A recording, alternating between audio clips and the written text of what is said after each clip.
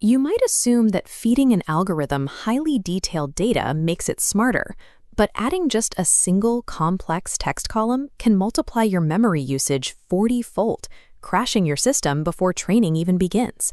This happens because algorithms cannot read plain text words like car brands or cities. They only speak the language of numbers.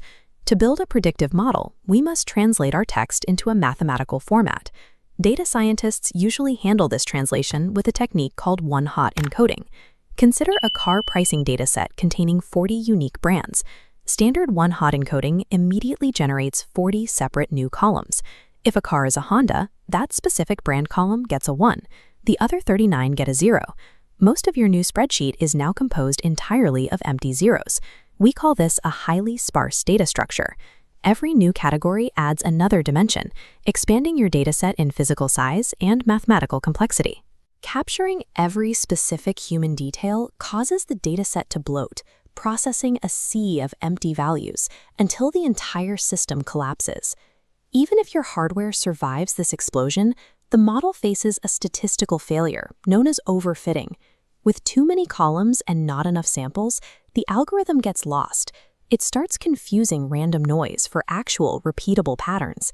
It is like a student memorizing every single word in a textbook. They fail the exam because they never actually understood the underlying concepts.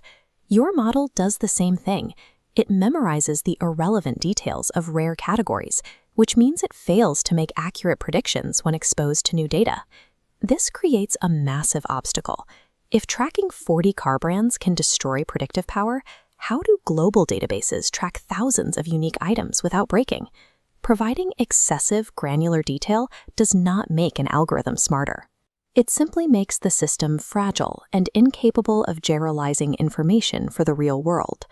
We can stop this mathematical chaos using frequency grouping. This strategy reduces dimensions by consolidating rare features into a single category. This chart shows the frequency of every unique category in a dataset. To start the grouping process, we first count the total occurrences of every single car brand. Next, we set a cutoff threshold. We keep the most frequent brands like Maruti, Hyundai, and Honda as individual columns. We then take the remaining 22 rare brands, the outliers like Jaguar or Land Rover, and collapse them together into a single category called uncommon. This reduces 32 messy columns down to just 11.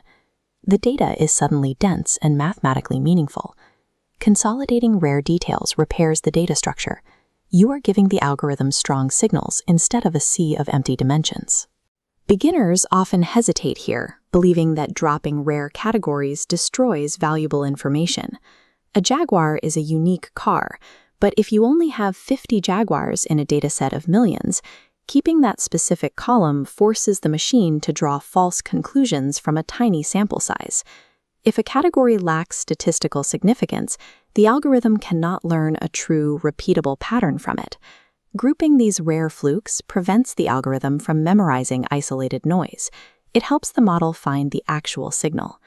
Hiding rare data from a machine can actually improve its predictive power. You force the model to focus exclusively on undeniable, repeated signals. This principle is exactly how massive global databases operate. E-commerce platforms track thousands of unique zip codes. One-hot encoding every tiny rural zip code would crash their servers. Instead, they group those rare locations into regional buckets to keep the geographic signal without the technical overhead. Modern healthcare systems apply this to medical codes. They group thousands of rare diseases into an other category, which stabilizes their predictions for patient readmission rates. Financial fraud systems group millions of tiny shops into unclassified buckets. This allows the system to focus on trends at massive retailers where the data is most statistically significant. When you implement frequency grouping, the physical benefits are immediate. Memory usage drops to a fraction of the original size, and training times speed up. Most importantly, it leads to better generalization. The model performs more reliably on unseen data because it isn't distracted by rare flukes. Effective modeling requires controlling your feature space. By setting logical thresholds and knowing which details to ignore, you transform a broken pipeline into a stable, accurate, and